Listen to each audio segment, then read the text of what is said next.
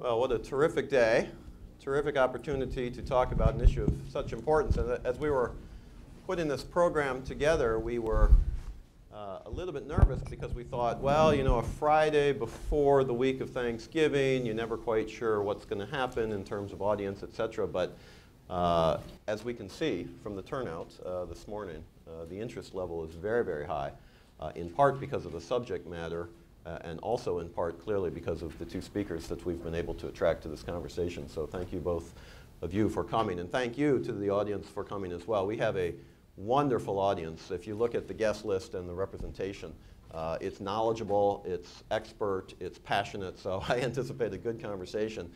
Before we go further, I can't acknowledge all the senior level people in the audience because I would get into trouble by forgetting some folks, but let me take a moment to acknowledge a couple ambassadors of Paraguay and also Argentina who have joined us, as well as other diplomatic representatives here in Washington. So it's a real pleasure to have you join us as well this morning.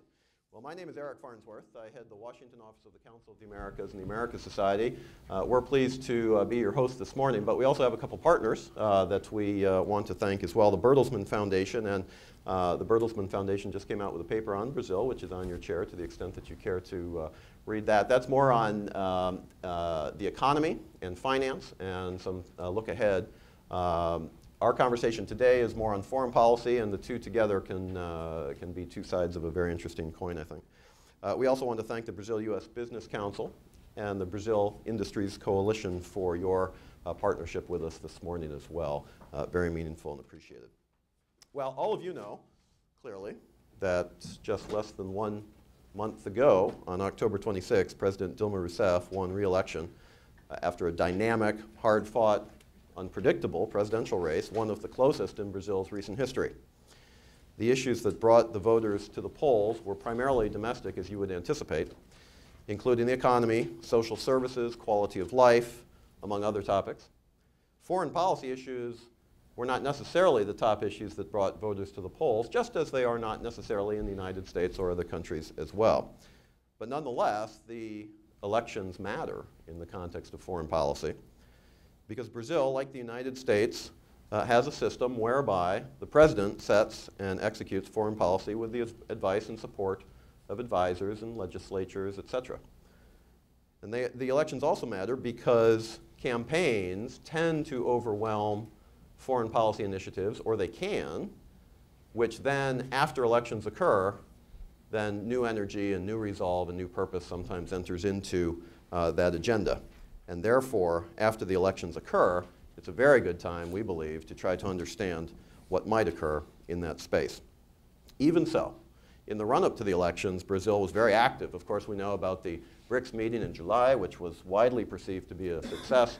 As a soccer fanatic, we know about the World Cup. That's not necessarily foreign policy, but it certainly does have foreign policy implications. And as a host, Brazil proved to be very, very effective.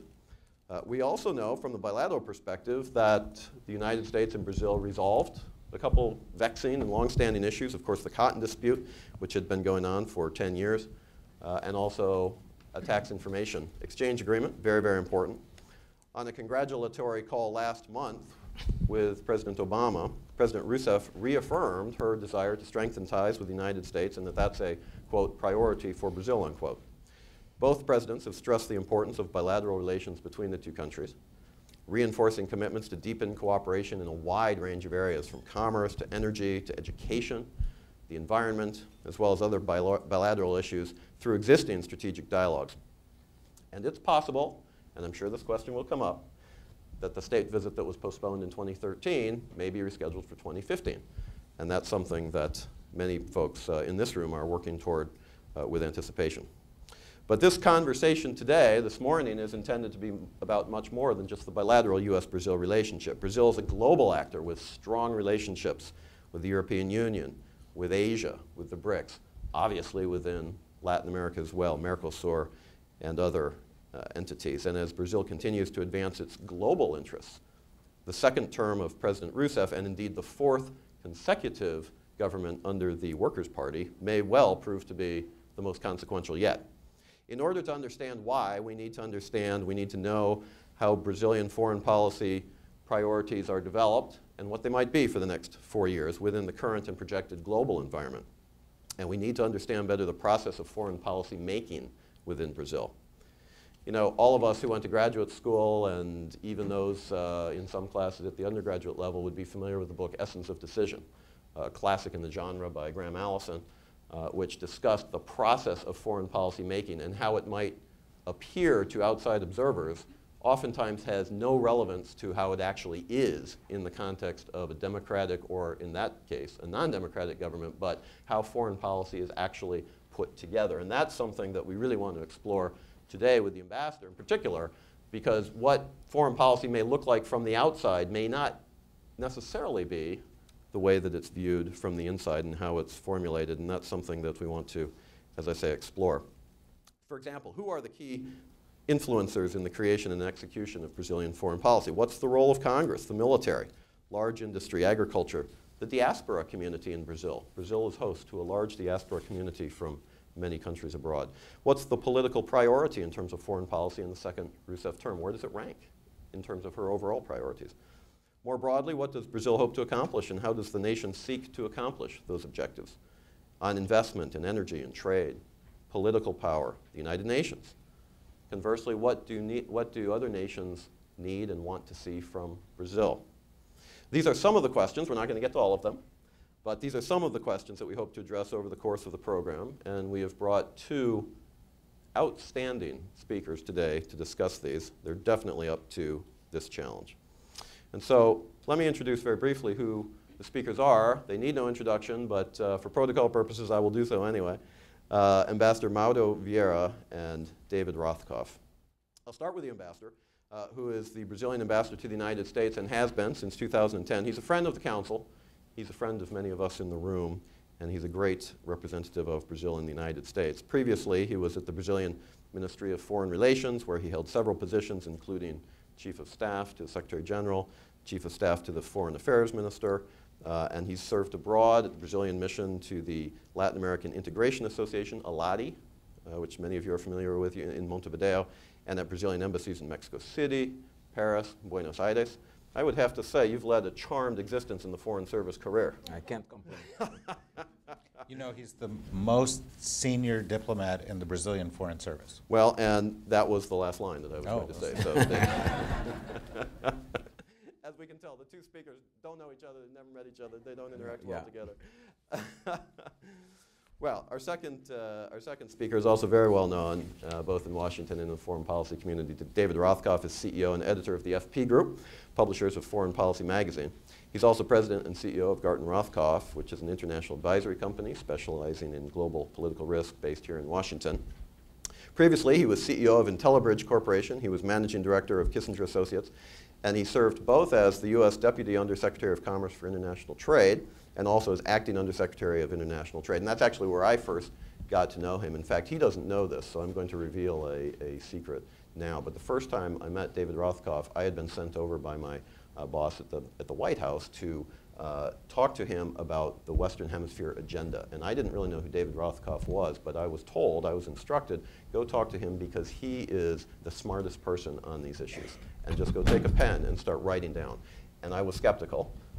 But after 5 minutes, I became a believer. And David is truly one of the thinkers that, in my view, is at the top level, certainly in the United States, for foreign policy making. He's also just come out with his latest book, National Insecurity, Making U.S. Foreign Policy in an Age of Fear. Not sure that we're going to talk about that this morning, but clearly, if you want to, feel free to discuss.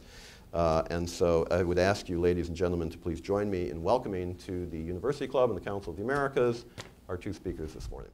Thank you. Well, Ambassador, I'm going to start with you.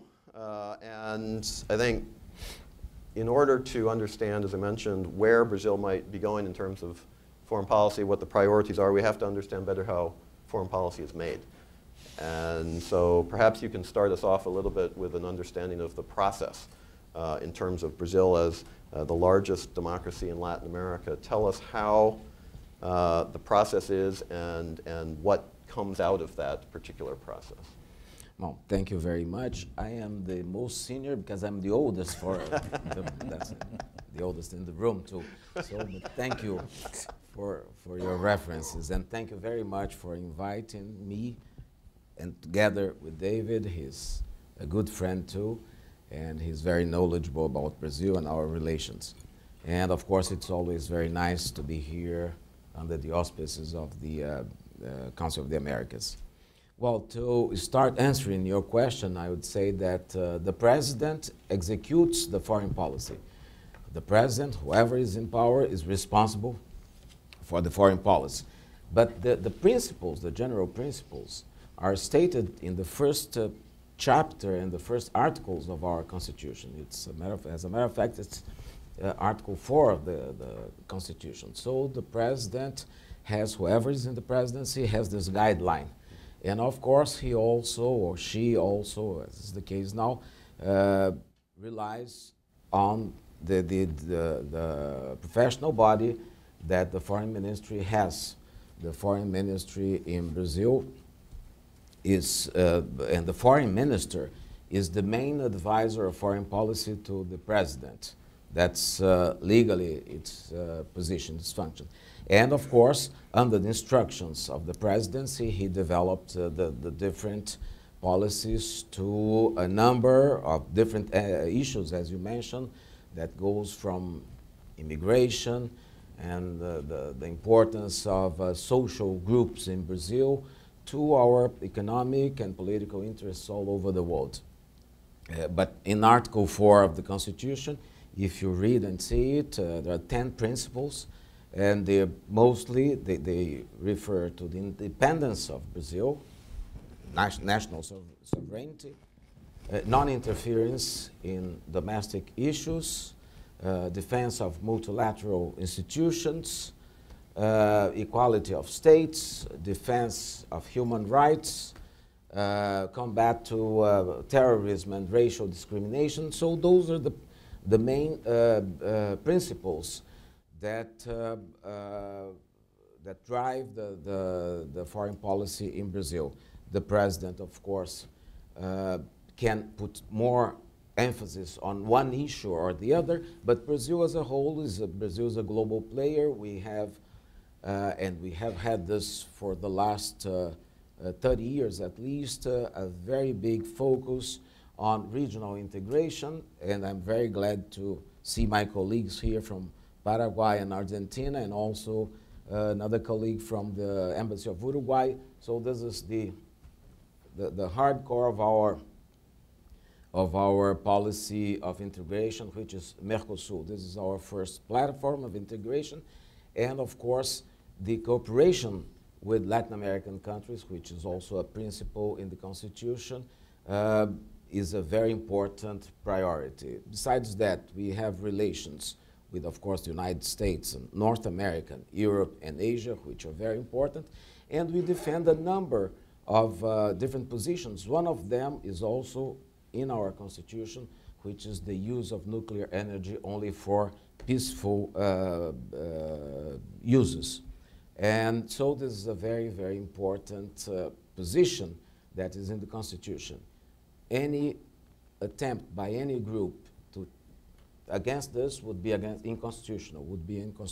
So I think that Brazil has a very open and very up-to-date foreign policy, because we deal and we speak with all countries around the world. We have relations with all countries who are members of the United Nations, and there are very few countries who have this. There are another 9 only. 10 countries in the world, members of the United Nations, have diplomatic relations and recognize all other states member of the United Nations. So I think those are the main guidelines and how the foreign policy is implemented. Of course, we also receive inputs and suggestions from the civil society through think tanks, universities, and our foreign minister, Ambassador Luis Alberto Figueiredo, just carried out a big national conference shortly after he took office. He's in office since September last year, and in January he had this conference with different regions of Brazil and different members of social society and academia to discuss foreign policy and to receive inputs and to receive suggestions of maybe new emphasis or new initiatives or new propositions. But this is what I would say at this point. Well, you've gotten us going very, very well. And David, before I go to you, let me probe this just a little bit because I think the principles are very clear and the constitutionality of the direction of Brazil's foreign policy. You alluded to something which I think is very important. You talked about within that framework setting priorities and talking to other interested parties. And I guess what I would ask you is, within that context, and again, Brazil being a vibrant, effective, strong democracy, and we just saw that in the elections less than a month ago, there are other actors and other interested parties, and maybe you could explore those issues a little bit with us. For example, the role of the Congress in Brazilian foreign policy making and execution. Is the Congress a strong voice on these issues, as it is in the United States? Again, I'm just trying to understand better so that those of us who, before we go into, what is the direction of foreign policy, we can understand better how is it made and why is it get into, the direction that it is. Sure, no doubt. I focused on the executive branch, but no doubt the legislative branch, both Senate and the House, they have foreign relations committees which are very active. As here in the United States, the Senate Foreign Affairs and Defense Committee have the constitution incumbency of approving ambassadors to different posts, and that both committees are very active. As a matter of fact, just the day before yesterday, the foreign minister went to the committee in the House for a very interesting and very important hearing, which took a long time. It was almost 3 hours long, with an open and public debate on foreign affairs and foreign affairs issues. He answered to a number of different concerns, suggestions, and remarks. And of course, the same thing happened at the Senate. Both houses are very active.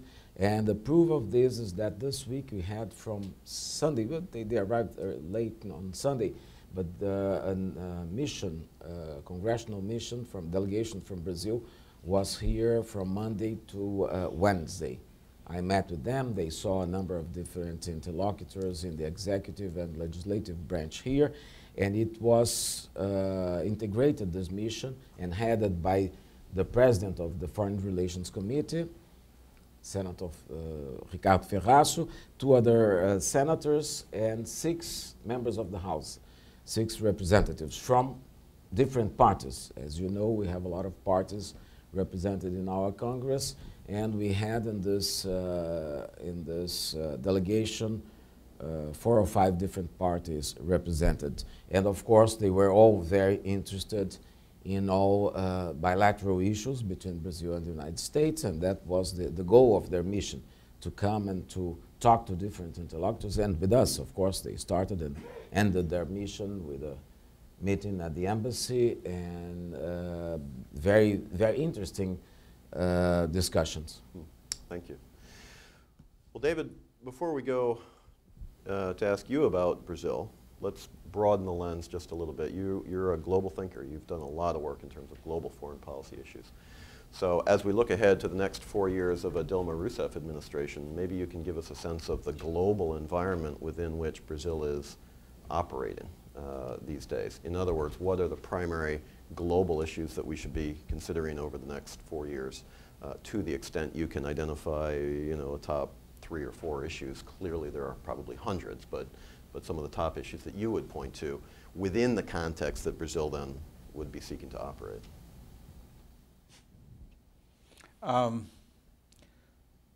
Well, let me try to look at issues that may be relevant to Brazil. I was joking a moment ago to Kelly that, the most important thing that happened in Brazil today was that China lowered its interest rates. If China lowers its interest rates and they try to stimulate their economy, that then drives demand for Brazilian goods, which then drives up the Brazilian economy. And I have to say, probably the most important thing to watch is going to be the health of the global economy. And I think the drivers within that, in particular, are the health of Asia's economy driven by China, where there are some serious question marks. I mean, China didn't lower its interest rates out of confidence. You know, there is softness there, and there are a number of reasons to think that softness might continue. The United States is obviously an important partner in terms of trade. You know, throughout the ups and downs of the U.S.-Brazil relationship over the past few years, the U.S.-Brazil business relationship has grown and deepened. The U.S. looks likely to be the healthiest major economy in the world for the next couple of years. And so I think that's going to be important. You know, I think it's generally true. You know, we come and we have discussions about foreign policy, and we talk about how government apparatus works with regard to foreign policy. But today, the vast majority of foreign policy has to do with the private sector. The vast majority of interactions are interactions associated with capital flows or investors or trade or tourism flows and other kinds of things. And I think that's where the bulk of Brazil's interactions with the world are going to be. They're not going to be government to government. The bulk of them are going to be private sector to private sector. You know, I think it'll be interesting to watch the continuing development of the BRICS as an entity. I think we are certainly, you know, sort of moving out of the delusion of a unipolar world and into, you know, the reality of multipolarity. The BRICS themselves face a number of internal challenges over the next several years. Russia's facing an economic crisis and the consequences of a roguish foreign policy.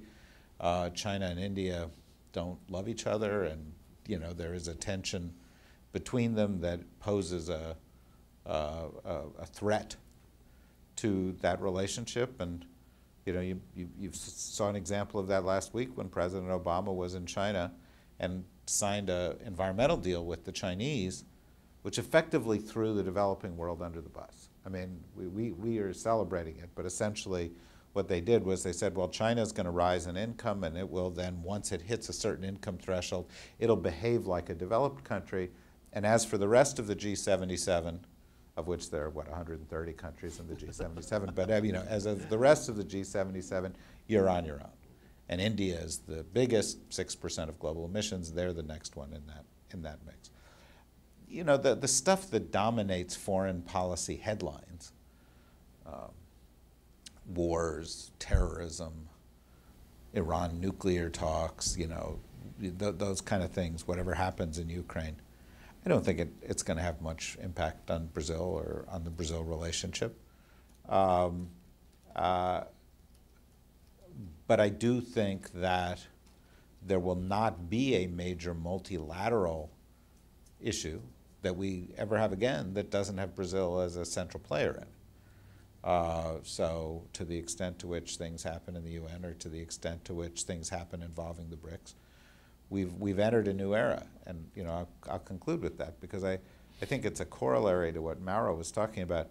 There was a watershed in Brazilian foreign policy that took place when Celso Amorim was the foreign minister and Lula was the president. And they went away from a foreign policy that was largely trade deals, you know, and was kind of sort of small bore foreign policy. And they said, we are going to be a player. We are going to be engaged. They ran afoul of the U.S. a couple of times. I think the fault lay on the side of the U.S. in those instances. But there was this, you know, that would have opened 35 embassies around the world. There was a, you know, big expansion of the role and Brazil's vision of itself in the world. This corresponded with the rise of the BRICS. And I see, even though I am not super optimistic about the Brazilian economy for the next year or two, and I think they're going to face some real serious political problems at home. And at the end of the day, you know, all foreign policy is local, and if there are problems at home, it's going to be a distraction. I think the long-term trajectory is of a more activist, involved Brazil playing a leading role in a lot of these multilateral issues. You raised the BRICS a couple times, so let me go back to the ambassador and ask a question that I know is on the minds of many here in the audience. BRICS as a construct is really an analytical device that was developed by somebody who really wasn't looking at foreign policy, he was looking at just emerging markets. And over the last decade, this concept has been infused with a political significance as well as an agenda that Brazil has played a very meaningful role in infusing. So I guess the question that I would ask Mr. Ambassador is, as you look at the BRICS, as Brazil envisions its role within the BRICS, where do you see that grouping going? What is the, we can't talk about an end game because there's no defined end point, obviously, but what is the goal from your perspective? And are the BRICS, is it a closed group? Do you anticipate bringing in additional countries? And then I want to come back to David because you reflected the idea that there are some internal difficulties in the BRICS construct just by, well, for all the reasons you mentioned. And I think those are compelling. So the question then is, can the BRICS actually hold together as a coherent body, a coherent group to really promote that agenda, Mr. Ambassador, that you all are trying to do? So maybe to you first. I have no doubts that the group has a very important role to play and is playing this role. As you mentioned, it was the acronym was generated after a lot of research and investigation by a very well-known economist, which realized that those countries have a lot of in common. Emerging countries, large economies, and large societies, and so on.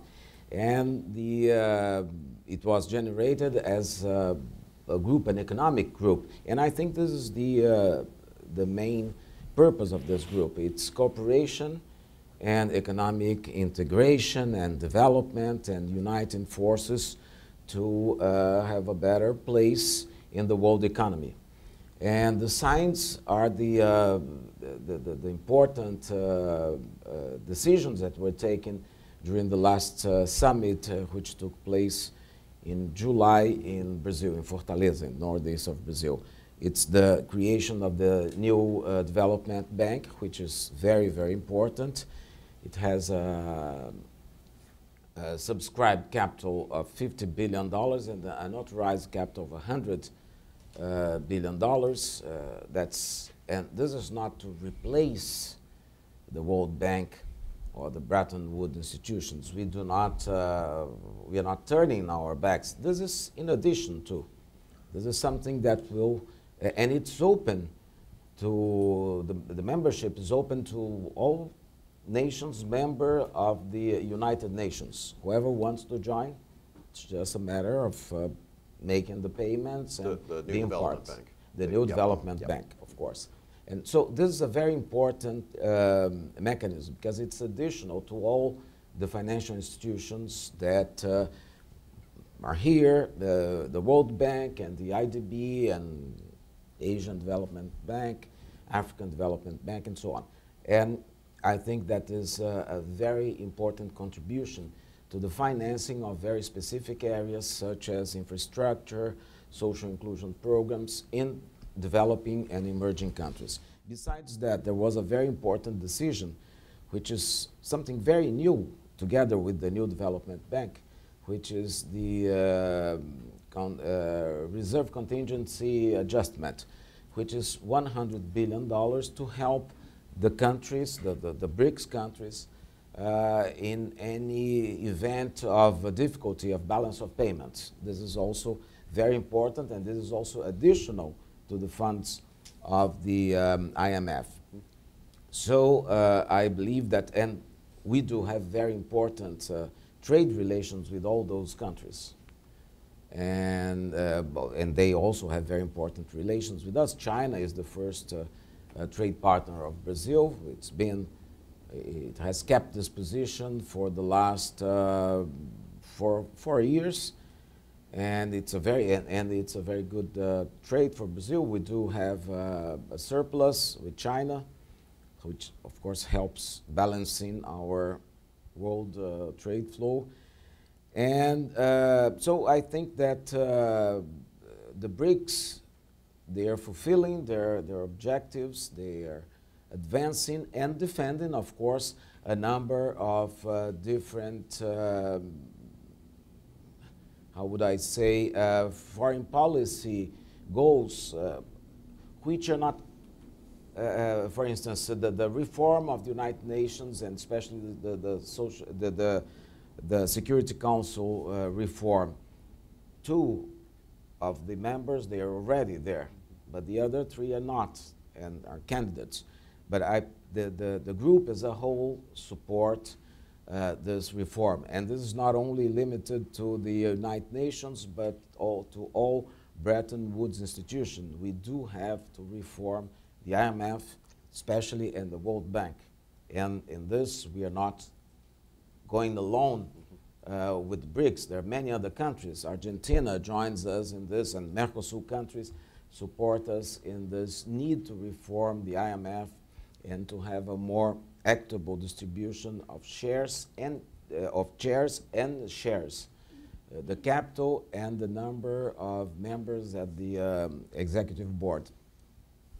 So I think that the BRICS fulfill their objective, and we still have a lot to do together. There are a number of other initiatives which are very positive and which will be implemented with time. David, is that something that, from the perspective of an outside observer, is doable? I mean, that's a big agenda, and you've got 5 countries, as you said, with different histories, government systems, geographic locations. And how should we think about that? How should we analyze those issues going forward? You know, I think the BRICS are kind of marriage of convenience at the moment. I think the countries involved with it will use it as an alliance to the extent to which they can. I think it has the limitations that I said it has. But I think the bigger issue, and I think there really is a big issue here, is that the international system is beginning to change. And it's beginning to change in some really important ways. You know, almost all the institutions of the international system, which were born at the end of the Second World War, are old enough for retirement age in any country. And you know, they were created to be weak. They were created to create the illusion of an international system. The mechanisms for the victors in the Second World War were designed to preserve their prerogatives. In other words, the United States and its allies had their thumb on the scale in the international system for the past 70 years. And next year we'll come up on the 70th anniversary of the UN, right? So this has been a long time. And over the course of the past 7-8 years, some really important changes have happened. And they've come in fits and starts, and they're just the early stages. But you know, on November 15th, 2008, in the middle of the financial crisis, the United States didn't convene the G7 or the G8, it convened the G20. And while the G20's role sort of rose and has ebbed a little bit, the move was a recognition that you can't have these conversations anymore without China and some of these other big countries at the table. You've seen, you know, on a bilateral basis, more attention being paid to these relationships by the countries like the United States, but also European countries, and that's another sign of it. The rise of the BRICS Bank is another sign of it. The rise of China's Development Bank and BNDES is another sign of it. The rise of sovereign wealth funds around the world is another sign of it. The United States has paid lip service thus far to the idea of restructuring the IMF, but it's stuck in the United States Congress. And I think the United States is fighting against the tide of history. And at a certain point, you know, you get BRICS banks when you don't change the Bretton Woods institutions. And there's a lot of capital out there, and ultimately that capital is not just going to be used for development, it's going to have a foreign policy consequence. It's going to be used for the countries that are the big donors within these new institutions to gain leverage. And I don't think it's a reversible trend. And I either think that the UN and these other institutions, and including some other alliances that exist, not to mention the multilateral financial institutions, I think they're either going to have to change their structure by changing the permanent 5 structure within the UN and the Security Council and bringing in countries like Brazil and India, or they're going to watch their influence shrink and these other mechanisms grow. And I think that's a very healthy thing for the world economy. I think it is a very healthy thing to have a more equitable distribution of power within the international system based on the same things that we granted in the United States: population, resources, and so forth. It has lots of manifestations. I can't help but see Cecilia here then. Think of what Argentina has gone through with the perversity of the U.S. capital market. This takes a toll on the international system, and it gives too much power to one country and judges in one country over the people of another country. It's not sustainable, and at a certain point, other people are going to write the check. And if countries get treated badly in this system, they're going to start venue shopping. So I think we're in the early days of this. I can give you a lot of reasons why it's not going to all happen soon. But 30 years from now, we'll look back on this period and say this was the beginning of the end of the World War II institutions. Well, those of you looking for a headline, I think you just received one, so thank you. Well, Mr. Ambassador, we are a hemispheric organization, Council of the Americas, and so let me bring the focus back then to our hemisphere. And just ask you in a very general way, how does Brazil today, or going forward in the next 4 years of the Dilma Rousseff administration, see the Western Hemisphere? How does Brazil see its role in the Western Hemisphere? We've talked globally. We haven't talked bilaterally yet, so you can kind of see the trend of this conversation, big down to narrow. Where can we anticipate, or what can we anticipate from Brazil in the context of a Western Hemisphere agenda going forward? Well, as I mentioned at the beginning, the South America and Mercosur are the first circles of our international insertion in our foreign policy. We value a lot our neighbor countries. We have 10 neighboring countries, which is something very unusual to not many countries have so many neighboring countries. We do have, and we have always developed very important relations with all South American countries. And of course, we built with our neighbors, some of our neighbors, Mercosur, which is top important. I just would like to say that Mercosur is a priority for our foreign policy. It's very, very important from all points of view, as economic and political consultation venue. And besides that, Brazil helped creating not long ago CELAC, which means the Latin American and Caribbean Conference Summit, which is very important too. That's a venue to discuss integration, economic policies, and also political issues within a group of nations that have a lot to do together. We have the same heritage, we have almost the same language, Portuguese and Spanish mainly, with the same roots, and we have very similar societies, and we have very similar problems. And with CELAC, we can try to find common solutions for local problems. And besides that, the constitution of a big bloc like this helps, of course, the relations with other regions. We have we established a very important dialogue, a mechanism of a dialogue between CELAC and the BRICS countries recently during the BRICS summit in Fortaleza.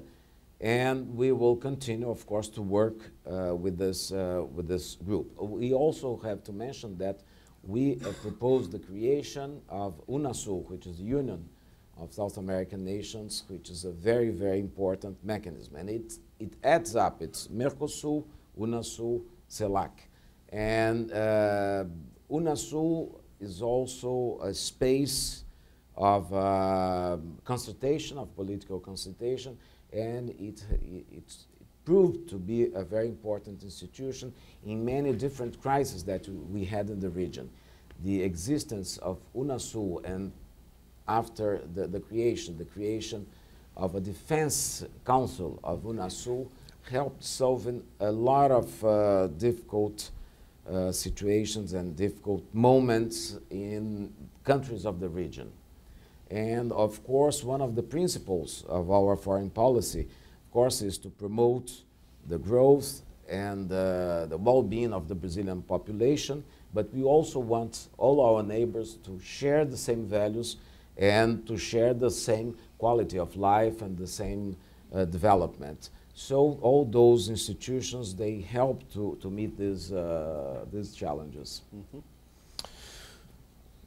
David, a lot of the time and attention has gone into, in the foreign policy community, the rise of China and the U.S.-China relationship, with the idea that, and it's well established in the IR literature, et cetera, that rising powers and established powers in the past have done things like started world wars.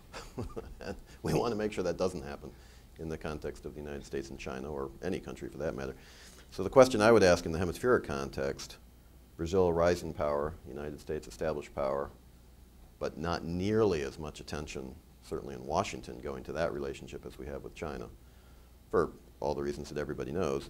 Is it inevitable in some way that the United States and Brazil are going to have increasing conflict in the Western Hemisphere? Or put in a positive way, how can we work to make sure that that doesn't happen? I'm not talking military conflict. I'm just talking about, you know, being, having a different agenda, seeing the world perhaps in a different way. I mean, we've talked a lot about some of the institutions, et cetera, and the ambassadors just listed a lot of institutions, none of which included the United States. So I guess my question is, how should we begin to think about those issues? Well, you know, we're all friends here, so let's be candid about this, right? The United States doesn't really care about Latin America. I'm sorry, I know it's the Council of the Americas. You know, the U.S. government doesn't really have much policy towards it. We send trips. You know, any time that you take the Vice President of the United States and you make him in charge of your policy, you're sending a message. Okay, Joe Biden's a wonderful guy, but it sends a message that we're not really focused on it, and we're not. But that's not the bad news. In fact, it often turns out to be the good news if the United States doesn't pay attention to you. There are a lot of parts of the world that wish the U.S. would pay less attention. The bad news is that the United States continues to have an incredibly patronizing attitude to go along with its neglect. You know, it's kind of the worst of both worlds. And this dates back to the Monroe Doctrine, which sounded like we are going to defend the hemisphere, but there's the dark side to the Monroe Doctrine, which is this is our backyard. We'll be involved in these issues in the way that we want to be involved in these issues. You know, we sort of look at this as to the extent to which it affects domestic policy. And that's what, you know, this kind of patronizing attitude infuses the U.S.-Brazil relationship, and it's why, you know, the United States, you know, the President Obama spontaneously almost said to the Indians, well, we'll support your UN Security Council membership, but, you know, people wouldn't do it with Brazil. It wasn't deemed as important enough. It wasn't seen as having the kind of upside. And we've got to get over it. You know, we've got to get over the fact that, you know, that there has been this history of this kind of patronizing relationship, and we have to start viewing things in a proper lens. The rise of Brazil which will be the 5th largest economy in the world in no time, and is 5th largest in land size, land size, population size. I mean, it's one of the players that's got to be contained, dealt with, has to move them into the category of relationships like we have with other major powers, whether it's China or Russia or the Europeans or the Indians, and that means that we have to accept complexity within the relationship. Within the China relationship, we don't agree with their system of government. We don't agree with a lot of things they're doing in their own region. We have big differences on a lot of things, but the relationship is deemed so important that we accept those things. We focus on where we have common ground, and it's becoming a mature relationship. I don't think the U.S.-Brazil relationship is there yet, and it's not the fault of Brazil. And so it is absolutely natural that Brazil would go and start other institutions, and the countries in the hemisphere would start other institutions. Because why would you want to go to institutions, or why would you want to deal in a circumstance where there was this kind of 800-pound gorilla that was treating you all like children? Well, no, and I asked the question intentionally provocatively because I wanted to get that sort of out on the table, so you did that, so thank you. And I just would Please. like to add that the fact that the United States support India for reform the Security Council, or that the United States proposed the creation of the G20 to discuss the economic world order is a proof that things are changing, and that the solutions cannot be found only with a very small and reduced number of countries, that the world and the horizon of the world discussion is widening. And with relation to the Security Council, I think it was a very good news for Brazil and for all other countries, because it's the recognition that the United States believes in that a new Security Council will emerge very soon. And of course, even if Brazil was not cited specifically, there will be no reform of the Security Council without the inclusion of other important players, as David mentioned, Brazil being the 5th largest continental mass and population and so on. So I think this was a very good and positive sign for us. We saw it and interpreted it in this way. I've been wondering how I was going to end up disagreeing with somebody who's as good a friend as Mauro is, and I didn't want to do it on anything too substantive. But the notion that the United States thought that the recognition of India was a sign we thought this change was going to come soon is actually the opposite of the truth. I think we recognized them because we didn't think the change was going to come very soon, and so we wouldn't have to fight. It was a gimme. It was a freebie. It was like, okay, yeah, we'll support this, because it's not going to be the Obama administration that's going to have to fight that fight. It's going to be 2 administrations from now, and so it was kind of cheap. That, by the way, was one of the reasons I found it kind of infuriating they didn't do the same thing for Brazil, because it was so cheap. You could have very easily said, hey, come on in. Be patient. Yeah. We'll wait. But there's a geopolitical undertone to this whole thing too, and the geopolitical undertone is not only are we not in the unipolar world or the bipolar world of the past, we're in a world in which the United States faces constraints at home, and there are significant political factions in both the left of the Democratic Party and the right of the Republican Party that want to kind of lean back. And I think it's going to be harder for the United States to play a very big role anywhere. And what are we going to see? What we're going to see is regional powers play a bigger role over the course of the next 10 to 20 years than they have over the course of the past 50, 60, or 70 years. And you see it today. In Libya, there's chaos. The U.S. isn't the ones going in right now. It's the Emirates, the Egyptians, and a local group that are playing a bigger role. The U.S. is not trying to solve this Iraq thing. I don't think it's trying to solve it, but it's trying to bring regional powers more into this.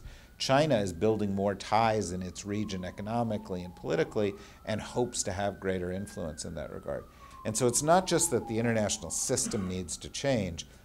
There is a rebalancing going on where regional powers like Brazil, like India, like China, like some of the, the traditional powers, Egypt, Turkey, and Iran in the Middle East, they're going to end up filling the void that's left as the spheres of influence of the mega powers retreat.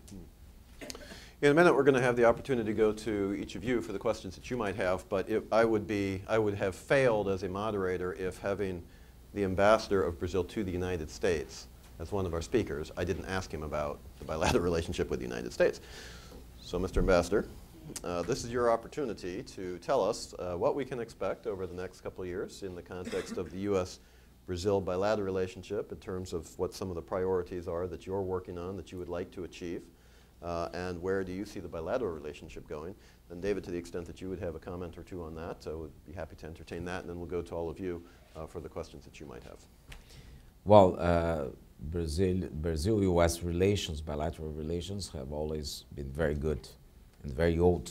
I mentioned the other day to this group delegation, to this congressional delegation from Brazil, that very soon, in 8 years, we will be celebrating 200 years of bilateral relations. And we do have very good relations in the economic and trade area. We have very important trade and investment relations. I do travel a lot in the States, and I just came back from Seattle, where I met a number of business people with big investments in Brazil, and they're eager to continue to invest in Brazil, and they're very happy with the results. And the same thing can be said for Brazilian investors. We have a large number of investors here. There are many big, huge corporations in the United States that have a participation of Brazilian capital, if not controlled, such as Anheuser-Busch and Tropicana, and so many different ones, and other very important companies established here. There's a huge amount of investment, direct investment, coming from Brazil to the United States. And the private sector is very enthusiastic on both sides about relations, and we do have this very good and important economic relation. Our bilateral trade is something like $75 billion a year, which is very big. It's the 9th bilateral the trade partner of the United States. And just to give you an idea, it's quite a lot. It's not a small amount. It's almost 2% of total U.S. trade, and it's exactly at the same level as France France bilateral trade with the United States. France has exactly 2%, and Brazil has 1.94%. So it shows the importance and the size. And of course, we want to keep this, and we will keep this very good and positive relation. We also want to continue to have a good relation in the field of science, technology, and innovation. This is very important, and this is trade and investment are very important tools to promote more exchange and cooperation in terms of science, technology, and innovation. Brazil has established, since the beginning of President Rousseff's administration, a very important education program, which is known as, in Portuguese, Science Without Borders. And this is a very positive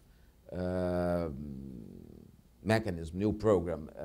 We have had so far almost 40,000 Brazilian students coming to the United States, fully paid by the federal government for their university education, for their academic education, which is very positive in all ways. And I have also realized when I travel and meet with the state authorities and even the authorities in the different universities, as I did not long ago, maybe a month and a half ago, in San Francisco with the president of the University of California system.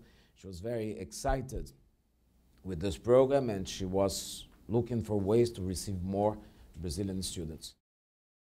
Those are the priorities, and I think those are the tools, and they're very promising.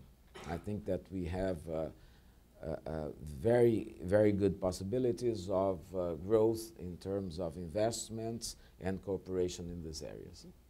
Thank you. A thought about the bilateral relationship to the extent you care to? It's fine. I mean, you know, it'll be okay. Most of it'll happen, you know, in terms of the private sector. There won't be much happening in the public sector. There'll be a few little gestures. I think, you know, it's not a bad relationship. I think both sides are a little bit wary of each other. There's not a deep sort of trust of the motives of one another, and I think that is an impediment to, kinds of next step breakthroughs, and whether it's a trade or visa waivers or customs issues or other kinds of things where you could make some kind of progress. But so long as he's in charge of it, everything will be okay. Your point about trust, I think, is very important, and goes both ways. And I think I appreciate that you raised that into the conversation. Well, you remember back in the Clinton administration a long time ago, I remember being in a meeting in the Roosevelt Room in the wake of the Summit of the Americas, and we were sort of talking about hemispheric integration, and there was a substantial group of people, names that would be familiar to you, who were sort of sitting there going, well, our job is to go here, here, and here so that we can sort of do an end run around Brazil. We've got to get to them before they do. We've got to drive hemispheric integration in the way that we want to drive it, as opposed to in the way that they want to drive it.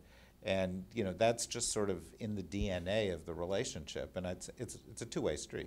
Mm-hmm. Mm-hmm. Very good. Well, we have circulated microphones to the extent that you're recognized. Identify yourself by name and organization. How much time do you have? It looks like we got some questions. We're going to start all the way in the back. Let's take a round of 3, and then we'll ask the panelists to discuss those. Sure, Mr. Ambassador, my name is Alejandro Sanchez. I work for the Council on Hemispheric Affairs. You talked about Brazil's relations with most BRIC nations. You didn't mention Russia.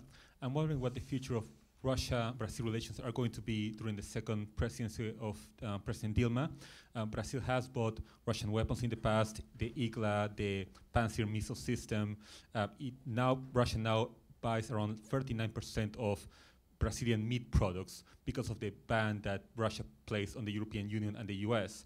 I'm wondering what you think is going to be the future of this type of relationship. Thank you. Thank you very much. There was a question here, Claudia. And then we'll go over to this side. Cláudia Trezan from the Brazilian newspaper Estado de São Paulo. Ambassador, when you mentioned the institutions of the region, you did not mention OAS. And Brazil is without an ambassador at the OAS for 3 years or more. And has OAS lost its relevance? And since it is the only hemispherical institution, what does it mean to the relationship between the United States and Latin America? This is also for David. Thank you. Thank you very much. And there was a question here. Just trying to give you a workout, Christine, back and forth. Hi, my name is Victoria Guida. I'm a reporter with Politico. My question has to do with the prospect of a U.S.-Brazil free trade agreement. Business groups in the U.S. and Brazil are starting to look into that prospect. And I was just wondering whether that's a realistic long-term goal and what sort of challenges face doing that, especially given Brazil's participation in Mercosur. Thank you. All 3 of these questions were on my list to ask, and I'm glad that they did, so I don't have to. So these are good questions. Let's start, Mr. Ambassador. A couple were directed to you, so give me okay, I would like to start by the last question, because it's still clear in my mind. Brazil, as I mentioned before, is a founding member of Mercosur, and we are ready to talk and to discuss trade agreements with all countries around the world in a bloc. According to our legal framework in Mercosur, we have to negotiate in a bloc, and we are negotiating. We have already agreements with other countries, and we are negotiating with the European Union. There is a lot of talk about free trade agreements between Brazil and the United States and so on. Yes, we are ready to discuss and to talk, but within the context of Mercosur. But we also have to discuss what a trade agreement means. We do not want only to sign the dotted lines at the end of a template agreement. It has to be adapted to the needs of the group, of the region. And if it's so, we would like to discuss and to talk and to learn more about the options. I would like to also to add that Mercosur is a very open custom union. We have agreements with many other regions, and as a matter of fact, we have a trade agreement which encompasses the whole of South America, because Mercosur has trade agreements with Chile, with Peru, with Ecuador, with Colombia, and even with Mexico, which is, of course, North America. And for instance, our trade with Chile is already 100% free, and the whole trade in the region will be in 2019 will be totally free, because this is the period where all the agreements in the region will come into full effect. It has already started. In our case, we have a phasing out period which is faster for Brazil. We reduced our import rates faster than the others to have a very balanced growth. So we would like very much to discuss as a group with the United States an agreement that would fit our needs, that would contemplate all the different issues such as subsidies, export and domestic production subsidies, agriculture, in all different areas. And the second question was about OAS. Well, Brazil is a founding member. We've been in OAS, and the fact that we do not have an ambassador there for the last couple of years doesn't mean that we do not play an important role or are not interested. We have been participating in all the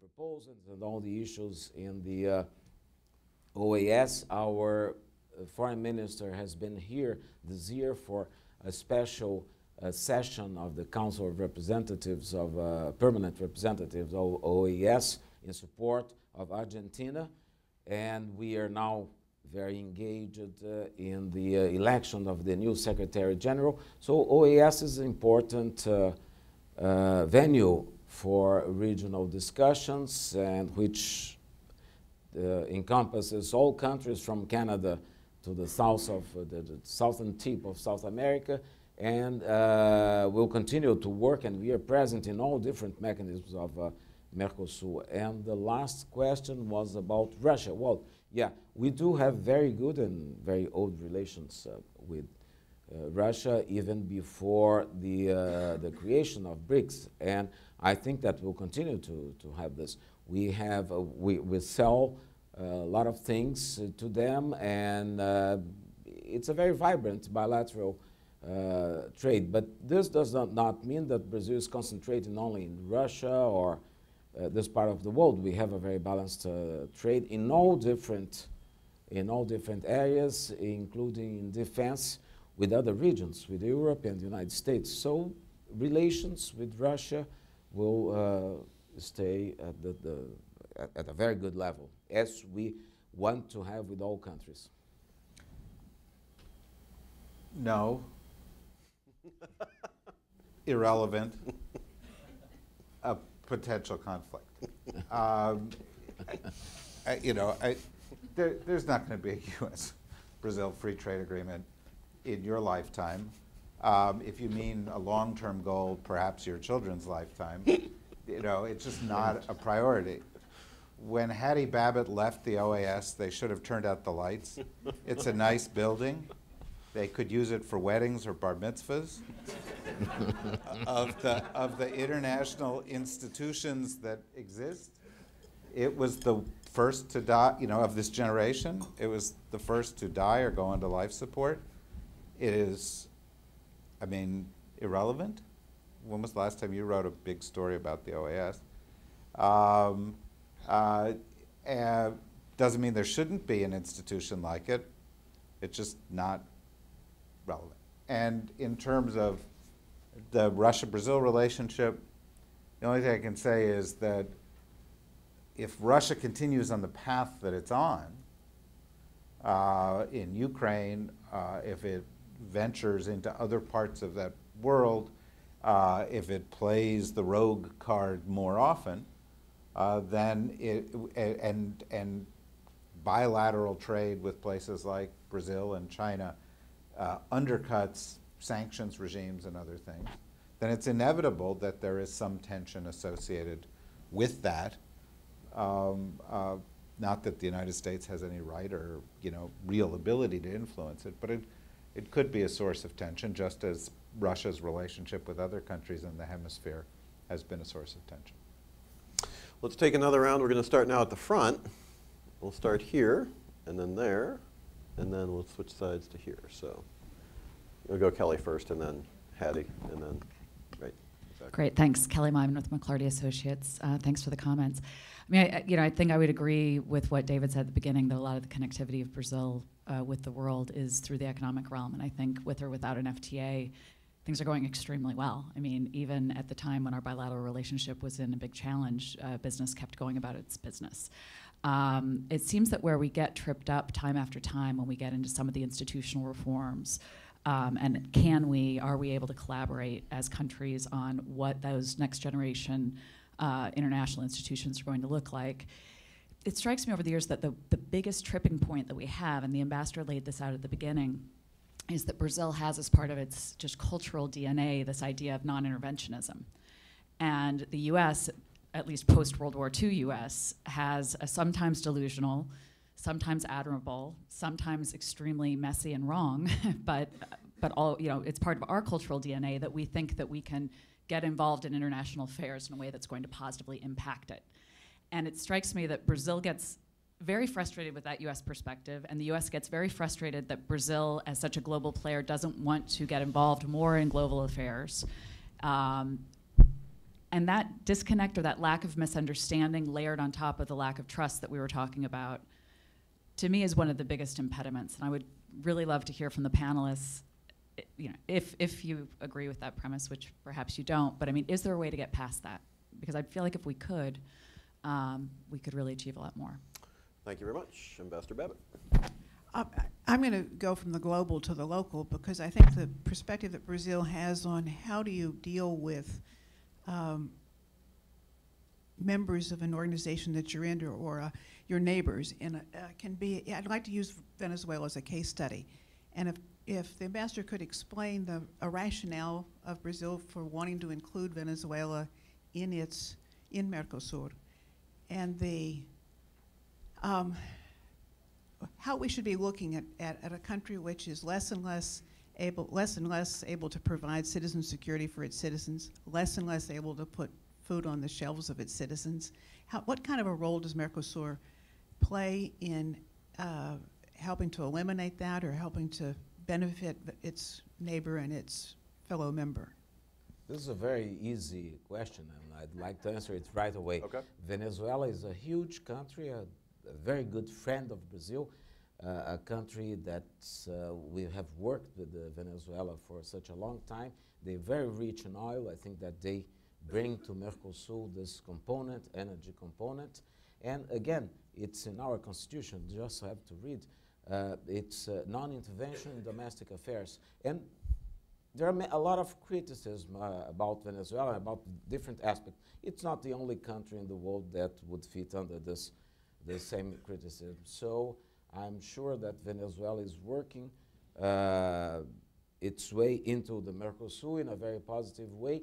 And also, as I mentioned before, the UNASUR, the commission of the Committee of Foreign Ministers who are traveling frequently to Venezuela to establish a dialogue with the government and the opposition. I think that this is the best example of cooperation, political cooperation, and consensus building in the region.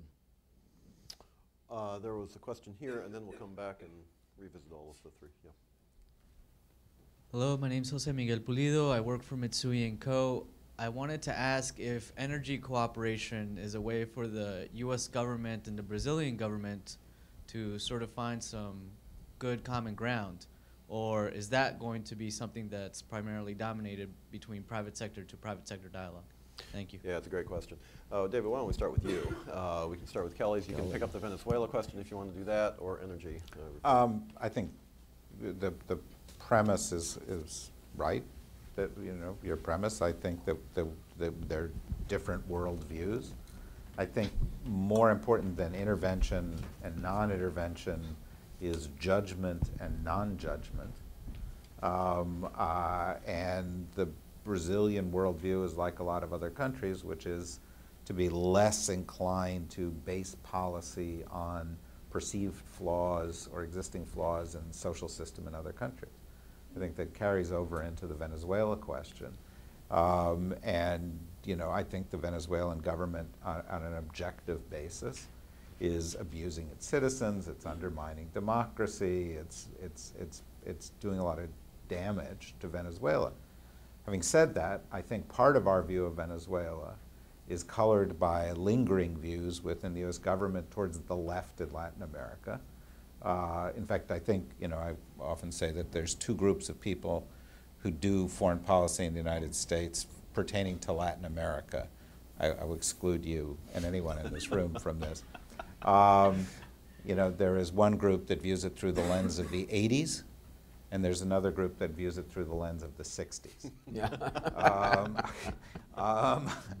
And I said everybody in the room is excluded, but you know, what I mean by that is that there's a lot of kind of cold warriors, and the reality is that a lot of the vibrance of Latin America in the past 10, 15 years has come from the left.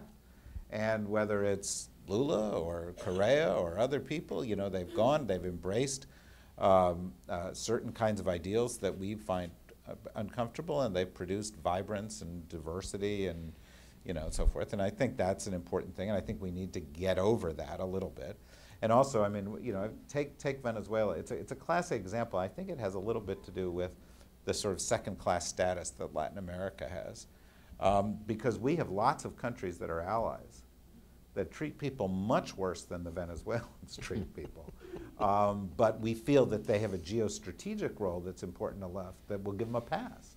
And, you know, some of our allies, you know, take whole classes of people, like, for example, women, and treat them atrociously, don't even give them rights, much less, you know, I mean, they don't give them the right to drive a car, for example, just to pick one country, although they've had a recent breakthrough in that unnamed country where they've embraced a policy where they are now thinking of letting women who are over 30 drive during the day, provided they're not wearing makeup.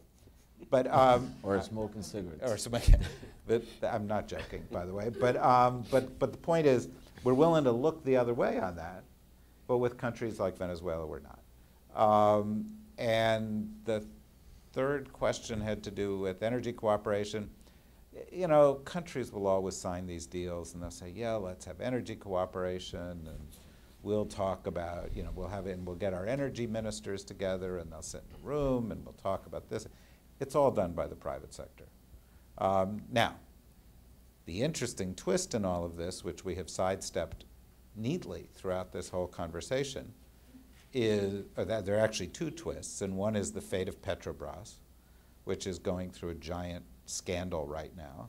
And you've started to hear rumblings, which I don't think will turn into anything, but still, that perhaps privatization is something that ought to be in the cards for Petrobras. But Petrobras is bigger than a lot of countries in Latin America, and it is, you know, its fate is going to be very important to this whole issue of energy cooperation. And simultaneously, going back perhaps to this other country where women can't drive at night, or, well, at all at the moment, the price of oil matters a lot.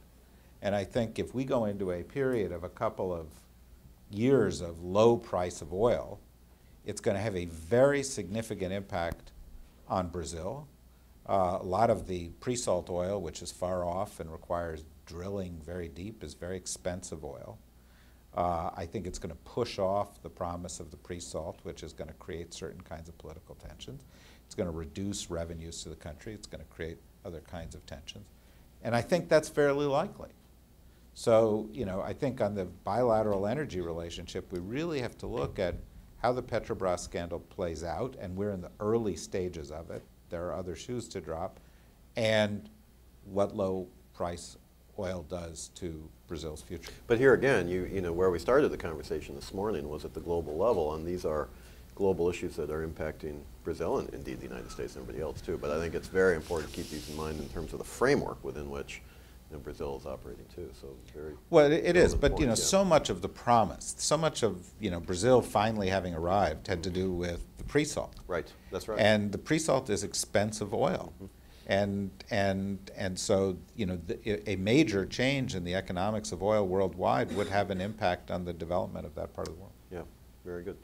Ambassador, you can address any of these that you care to, the two that you haven't, or we can go to a couple additional questions. Which was, I can't remember. Well, we had the question about energy cooperation, and we had the question about intervention versus non-intervention, or judgment versus non-judgment in terms of the United States well, and in Brazil. terms of energy, I'd like to say that I agree that the countries and governments, they generate the conditions for relations of the private sector. It's the private sector that has to play an important role. And there is no doubt that the cost of the price of oil in the world will affect not only Brazil, but all countries.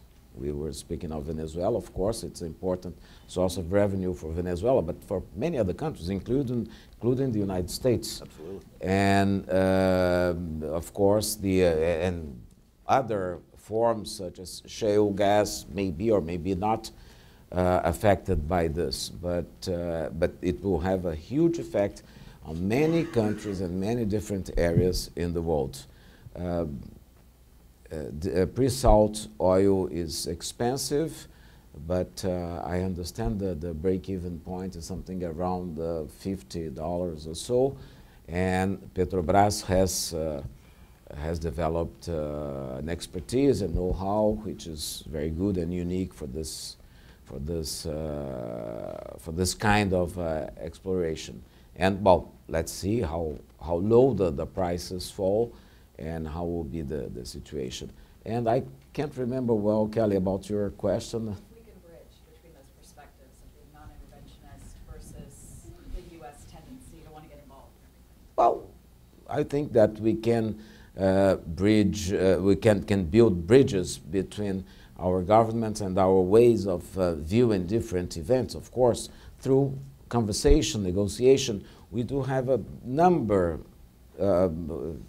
over 30 bilateral mechanisms of consultation and consultation. This is maybe a good way, a good tool to build bridges and to understand better the other country. But it's, as you said, it is in our DNA, and that's we are peace, the promotion of peace and peaceful solution of disputes is again in our constitution, the same article, and we have been living in peace with our neighbors for 150 years. We do not have any threat. We do not even consider any threat from our neighbors. We are working together and cooperating. And of course, this is a different view for the United States in terms of foreign policy. We have to continue to talk and to discuss and to try to understand each other better. I think based on time, we're going to have to leave it there, but the truth of the matter is I would love to continue this conversation. This has been really, really interesting, and you know, so many dialogues in Washington, et cetera, and many of them actually, frankly, boring. This one was not. This one was interesting, provocative, wide-ranging. We knew it would be. We hoped it would be, based on the two speakers we have. Just a couple quick things before we dismiss. The first is to thank again our partners for this morning, the Bertelsmann Foundation, the Brazil-U.S. Business Council, and the Brazil Information Center, both, or all three, excuse me, which have, we appreciate their partnership and support. The second is that Brazil, as we've heard this morning, these issues are only going to get more important, more interesting, more decisive in the context of foreign policy issues in the hemisphere, but globally. So you can anticipate that the Council is going to continue to do a lot more on the U.S.-Brazil relationship and more broadly going into the new year. And we're excited about that. We're looking forward to it. And then the third thing I would simply say and ask all of you to please join me in thanking our two panelists for their terrific conversation. Thank you.